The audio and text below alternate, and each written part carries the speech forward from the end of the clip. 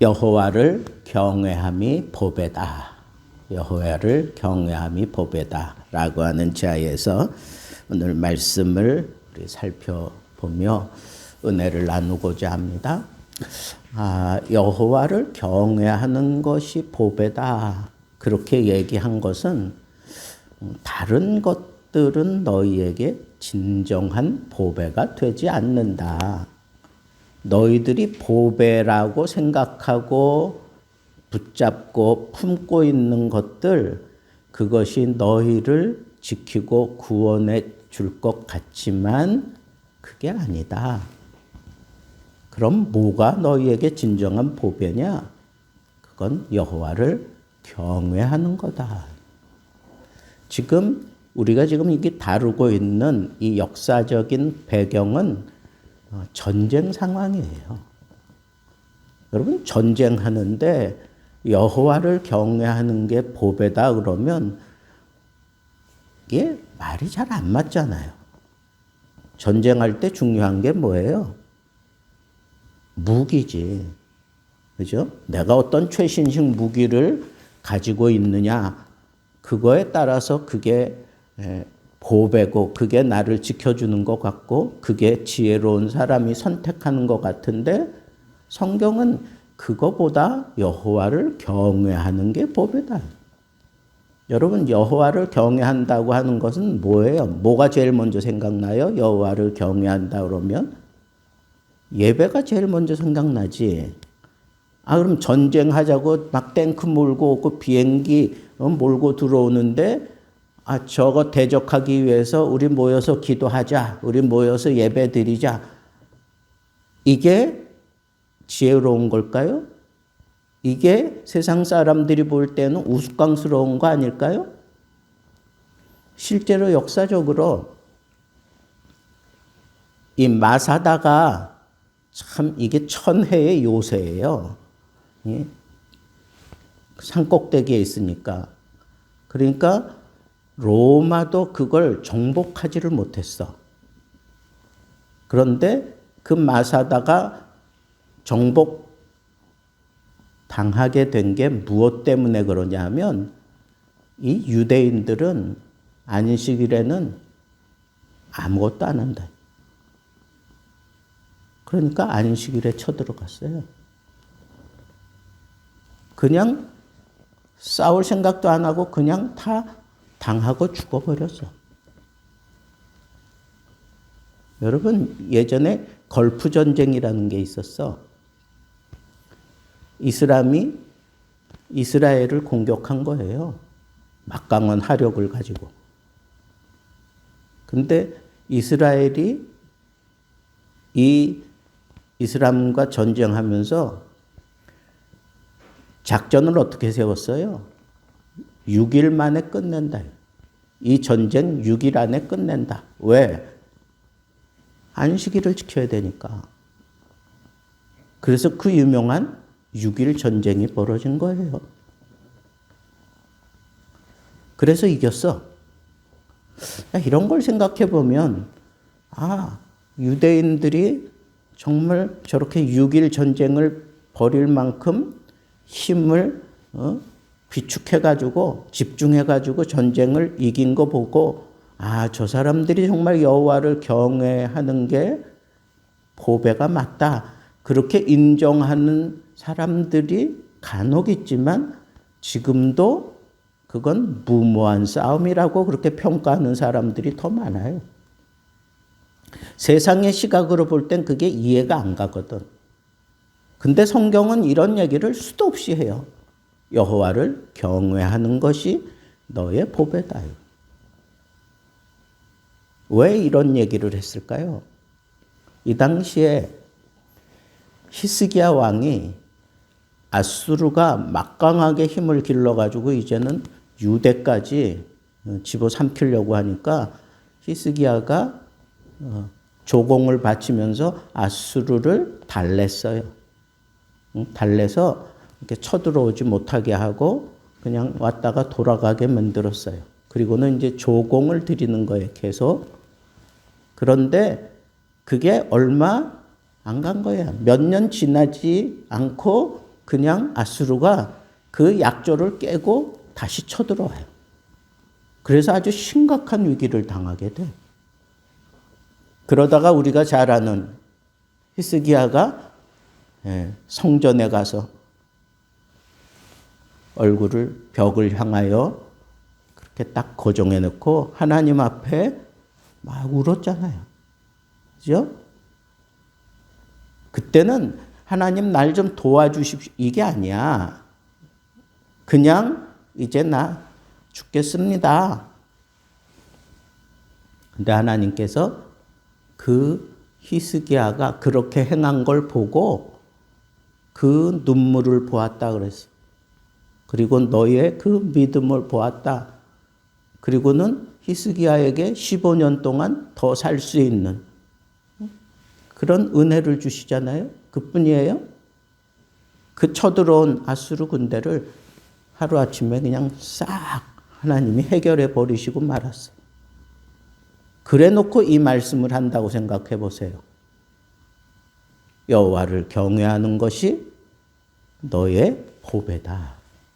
그러면 히스기야와 그 백성들은 아 맞아. 우린 한 게 아무것도 없는데 한 것 있다고 하면 그저 하나님 앞에 그냥 손 들고 눈물만 흘렸을 뿐인데 근데 하나님이 이 모든 문제들을 해결해 주셨어요.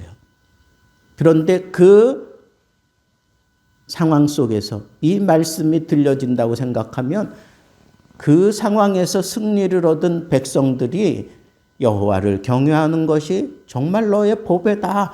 이렇게 선언할 때 사람들이 할렐루야, 아멘 그러지 않겠어요? 자, 왜 오늘도 이사야 선지자가 6절 마지막에 여호와를 경외하는 것이 너의 보배다라고 얘기했을까요? 1절부터 6절에 있는 내용들을 살펴보면 이런 거예요. 너의 시대에 평안함이 있고 구원과 지혜와 지식이 풍성할 것이니 이거는 이제 마지막 6절에 그렇게 얘기하잖아요. 응? 그렇게 얘기를 하는 거예요. 그거는 무슨 얘기예요? 이 모든 평안함 그리고 이 모든 구원, 이 기쁨이 여호와로 말미암아 너에게 주어진 것이다. 어떻게 할 때 네가 여호와를 경외하는 그런 태도를 보였을 때 그런 뜻이에요. 자, 전쟁 상황에서 여호와를 경외한다는 것은 세상 사람들이 볼 때 이건 비이성적이라고 생각하는 거예요. 또 환난 때에 구원하는 것이 여호와를 경외하는 것이라고 생각하는 것은 세상 사람들이 볼 때는 그건 참 어리석게 보이는 거예요.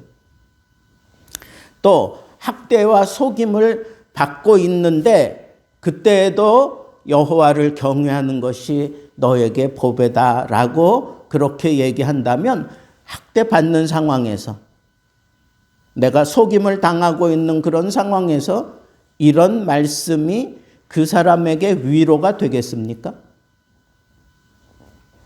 그리고 그걸 붙잡고 있는 사람들은 되게 약해 보이는 거예요. 붙잡을 게 없으니까 저거라도 물에 빠진 사람이 지푸라기 잡듯이 저거라도 잡고 있구나라고 생각할 거라는 거죠. 이게 세상이고 우리 앞에 현실에 맞닥뜨리는 문제들이에요. 우리가 사는 세상은 안 그래요? 마찬가지예요. 전쟁 같은 그런 직장 생활을 하잖아요. 그죠? 내가 직장 생활을 한다는 건 이건 전쟁을 치르면서 하는 것 같아. 뭐 친구들이 서로 눈치를 보고 또 윗사람과의 관계에서 어떻게 해서든지 내가 인정받고 다른 동료들보다는 튀어야 되고 그럴 때 사람들은 무슨 방법을 동원해? 아부를 한다거나 아니면 편법을 쓴다거나 아니면 막강한 어떤 자기가 가지고 있는 이런 문제들을 들이밀면서 그 문제를 풀어가려고 들어요. 그게 보배 같아요. 근데 아니라는 거야. 그 상황 속에서 진짜 보배가 뭐냐? 여호와를 경외하는 자세다. 여호와를 경외하는 거예요. 지금 내가 손만 펼치면 엄청난 이익이 내 손에 흘러 들어오는데 걸려. 내가 여호와를 경외하는 사람으로서 저 불법 이득에 손을 내밀 수 있어? 나는 못해. 그러면서 주저하고 있는 사람들, 세상 사람들이 볼 땐 참 미련하게 보여요. 참 타협할 줄 모르는 사람으로 그렇게 오해받기도 쉬워요. 그래도 여호와를 경외하는 것이 나의 보배예요. 왜? 세상에 빽이 나를 영원히 지켜줄 것 같아요? 내가 가지고 있는 어떤 지혜가 나를 안전하게 영원히 지켜줄 것 같아요? 없어요. 그런 건 없어.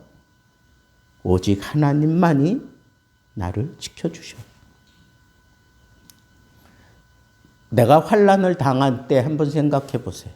나 생각지 않았는데 아주 심각한 그런 환난이 내게 닥쳐왔을 때, 그때 그 환난을 내가 이겨내기 위해서 여러분들은 제일 먼저 하는 게 뭘까요?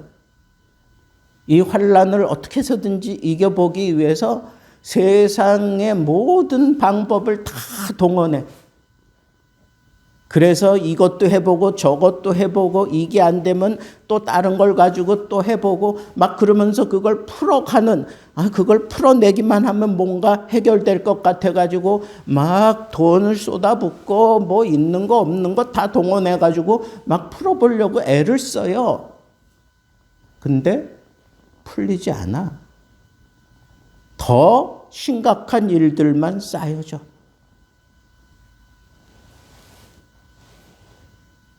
이럴 때 정말 지혜가 뭐냐 이거예요. 지혜가.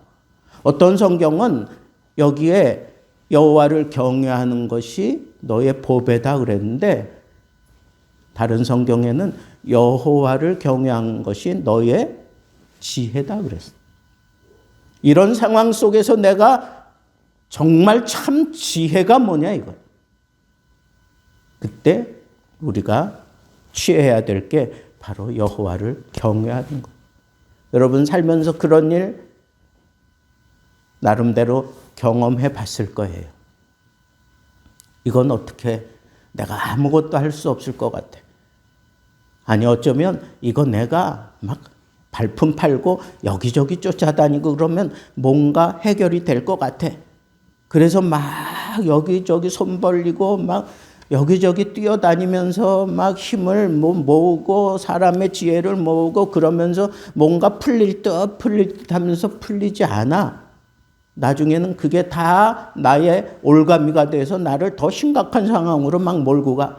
그제서야 어쩔 수 없어가지고 하나님 앞에 찾아가서 엎드려 금식하면서 하나님 앞에 통회하고 자복하면서 그동안 내가 하나님 앞에 잘못한 걸 다 고백하면서 그리고 하나님과의 관계가 새로 정립이 되면서 그러는 동안에 이상하게 문제가 해결되어 있는 것을 볼 수 있어요. 내가 지혜를 동원하고 내가 뭐 방법을 다 동원하면 될 것 같았는데 하나님은 꿈쩍도 하지 않으셔요. 언제까지? 하나님 앞에 넙죽 엎드려 절할 때까지. 저 하나님 살려주십시오 그러면서 손을 들 때까지 하나님은 그냥 가만 계셔요. 뒷짐지고 계셔. 도와주지를 않으셔. 이런 상황 속에서 우리는 깨달아야 돼요. 그 상황 속에 우리가 정말 붙잡아야 될 게 여호와를 경외하는 거야. 하나님을 붙잡아야 되는 거예요. 환난 당했을 때 생각해 보세요. 환난이 내가 생각지 않았던 환난, 나는 잘 가고 있는데 옆에서 와서 차가 들이받았어. 이건 내가 예측할 수 있는 그런 상황이 아니야. 뒤에서 받고 옆에서 받고 생각지 않아서 무슨 그 도로에서 무슨 심각한 뭐가 문제가 있어가지고 펑크가 나가지고 남을 받거나 아니면 내가 어떻게 심각하게 이런 사고를 당하고 그러면 이건 정말 말 그대로 이거는 사고야. 말 그대로 이건 환란이야. 이런 환란이 왔을 때 여러분들을 안전하게 지켜주는 게 뭘까요? 보험일까요? 돈일까요? 돈만 있으면 이 환란에서 나를 벗어나게 해줄까요? 아니요. 그렇지 않아요. 절대로 그렇지 않아.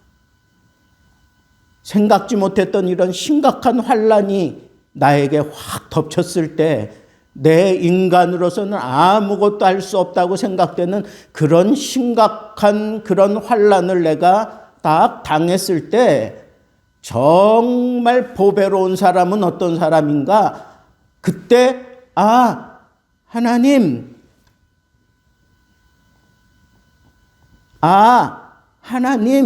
찾는 사람이 그 사람이 참 보배로운 사람이에요. 제가 좋아하는 그 성가곡 가운데 세상을 사는 지혜라는 그런 곡이 있어요. 여러분, 내가 참 이 세상 살아가노라고 그냥 정신없이 살다가 이런 심각한 상황이 딱 생겼을 때 그제서야 하늘을 향하여 눈을 들고 그제서야 내가 하늘을 봅니다. 하나님을 찾습니다. 이런 가사예요.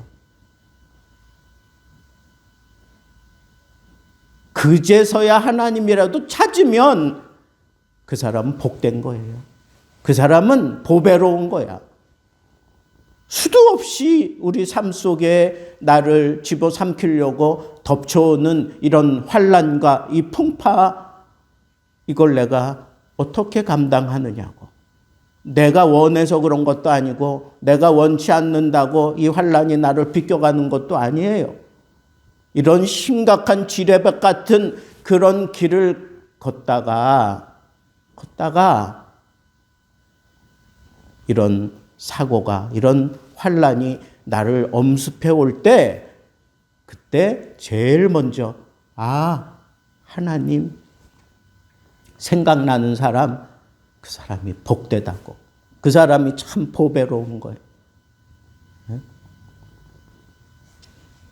이사야 33장 1절부터 6절 말씀은 이 세 가지 상황, 이런 세 가지 상황에서조차 하나님을 경외하는 것만 너에게 보배다. 무시할 수 없는 그런 것들을 지금 여기서 다루고 있는 거예요. 전쟁 상황에서 하나님을 경외한다? 심각한 환란을 내가 당하면서 하나님을 경외한다? 그리고 학대를 받고 그냥 억울한 일 당했을 때 그때 하나님을 경외한다? 보통 인간은, 세상 사람들은 절대 이 방법 택하지 않아. 근데 하나님은 우리에게 그 어떤 상황에서도 너에게 참다운 보배는 나를 경외하는 거야. 하나님 경외하는 게 뭘까요? 예배하는 거예요. 하나님을 바라보는 거야. 하나님을 사모하는 거야. 하나님께 소망을 두는 거야. 하나님께 매달리는 거야. 이게 여호와를 경외하는 모습이에요. 여러분, 2024년도 미지의 세계가 우리에게 열렸어요. 이제 우리 어떻게 살아가야 될까요? 이거 하나만 딱 가슴에 새기세요. 여호와를 경외하는 것이 나의 보배다. 한번 따라해 봅시다. 여호와를 경외하는 것이 나의 보배다.